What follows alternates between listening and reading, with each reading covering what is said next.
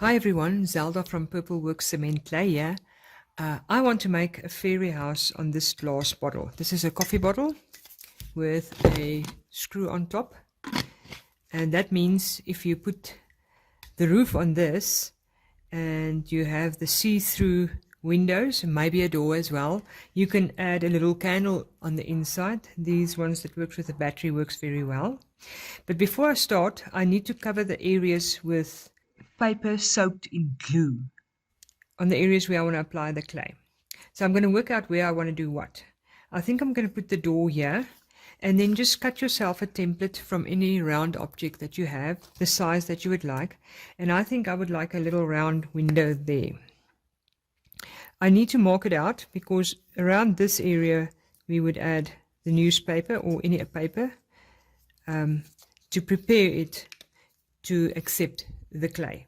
And then for the sides, I think I would like a window that lets through the light, and I'm just tracing it down for where I want it. And maybe I'll add another door here and another window here. This leaves enough space here for something small like little mushrooms or flowers or grass or whatever you want to add there.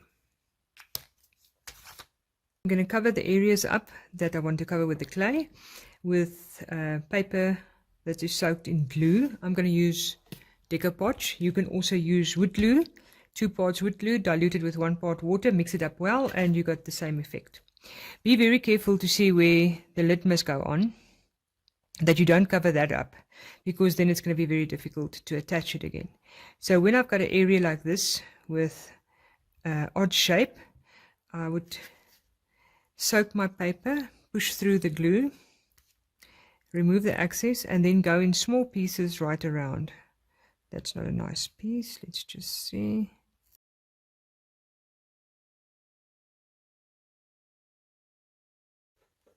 Now this is the lid of the glass container, and we need to build a roof on this.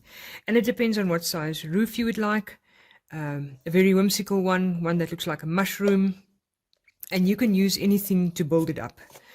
A container with a roundish bottom, even a cool drink bottle will do well. Just cut it off the height that you want it, and then take a bigger lid and adhere it there.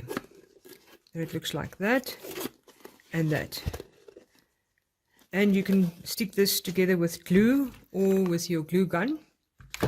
I will first take the lid and position this one exactly where I want it, and stick that together.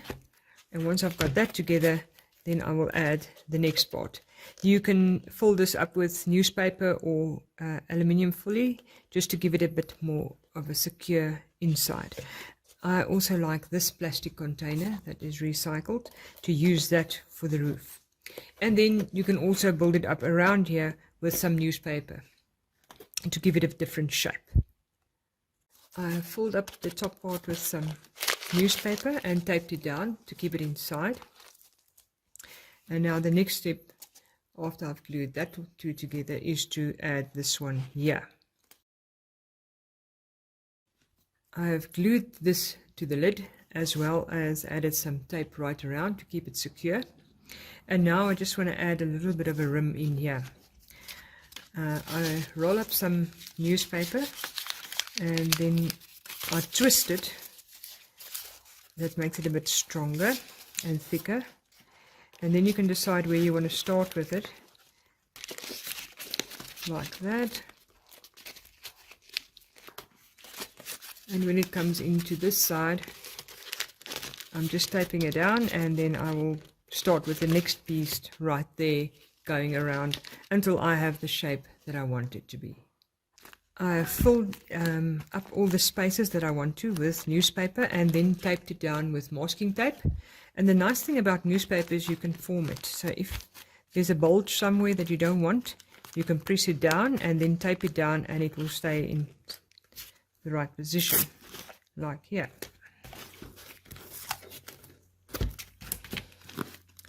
And I've also taped it down at the bottom. The next step is to cover it with any paper like newspaper, tissue paper, soaked in glue to cover up for the final layer before we can cover it with a layer of Purpleworx Cement clay slip.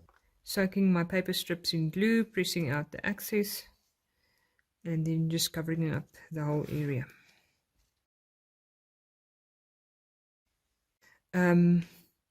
The bottom part of my fairy house is dry, where I added the paper soaked in glue, and now I'm going to cover up all this paper with some slip.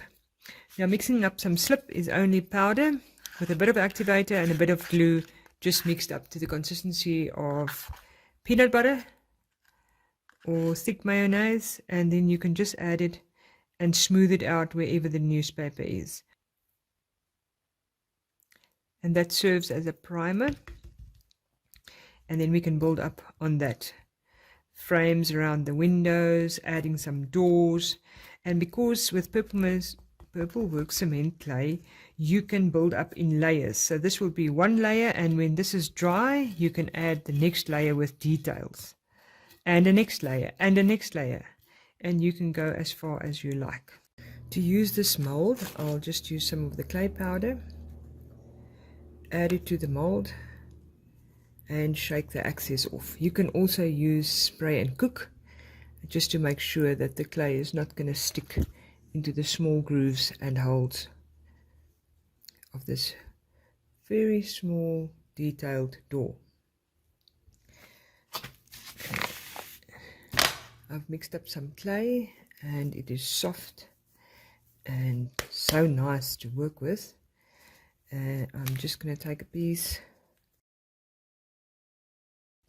If you want to work it into wet clay, then you can add it now, or you can cut this off and make it thinner.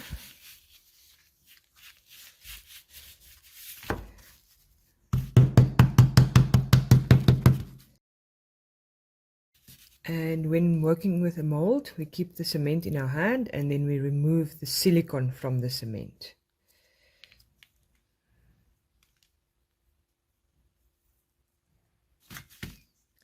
And there's our door. I'm just going to leave it to dry slightly and then I will add it where I need it. My fairy door is a little bit more set, so I'm using some slip and preparing the area that has dried a day or two ago and just rubbing it in very well. See that we have it everywhere and at the back of my door. So we just use it as a glue on both sides.